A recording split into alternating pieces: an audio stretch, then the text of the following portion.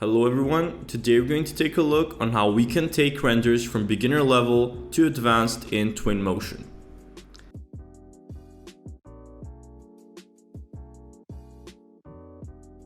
If you're a beginner in Twinmotion, that means that your settings are set to default and not optimized for the most realistic look. One of the biggest flaws that the default Twinmotion settings have is that the sun intensity is set very high. To access these settings, you can go to the Settings tab, click on the Lighting category, and you'll find the sun intensity option. I myself like to tone down the sun intensity in Twinmotion because in real life you rarely see such strong shadows.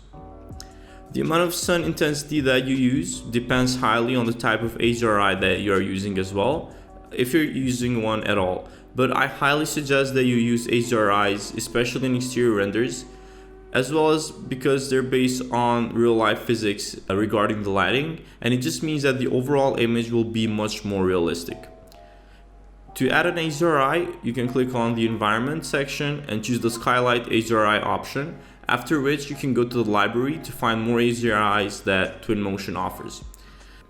After you have selected the HDRI of your choice, you can tweak it by the intensity and also rotate it so the sun direction matches your scene.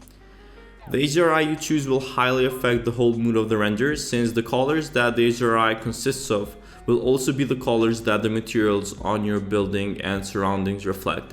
So I suggest that you use the HDRI wisely.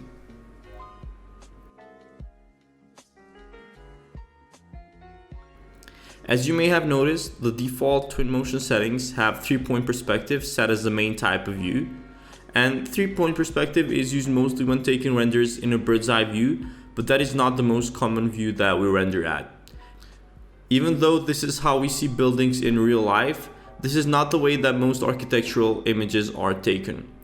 3-point perspective makes the element on the side of our renders distorted, but we can fix this by using 2-point perspective. If we go to Settings, Camera, and Parallelism, you'll be able to notice that the vertical lines are now straight and at a 90-degree angle. Even though this might seem like a small detail, it still makes a huge difference in rendering composition, especially if you're rendering an interior project. Before I move on to the next Twinmotion beginner mistake, I want to remind you to hit the like button and subscribe to the channel, that way I know you want to see more Twinmotion videos. Also, if you want to use the exact Twinmotion file that I'm using in this video, you can find it in my Patreon in the link in the description.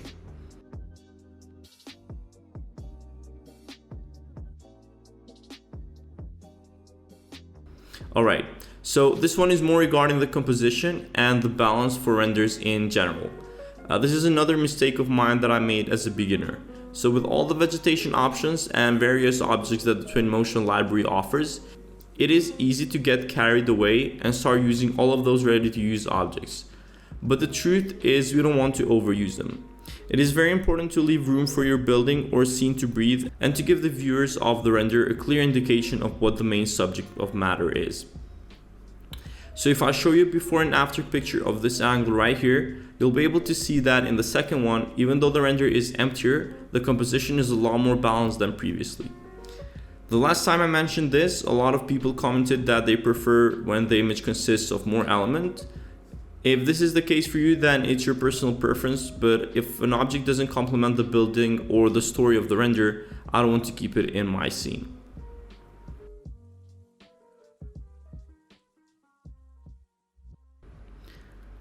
This next one is also a mistake that I used to make as a beginner in the rendering industry as well.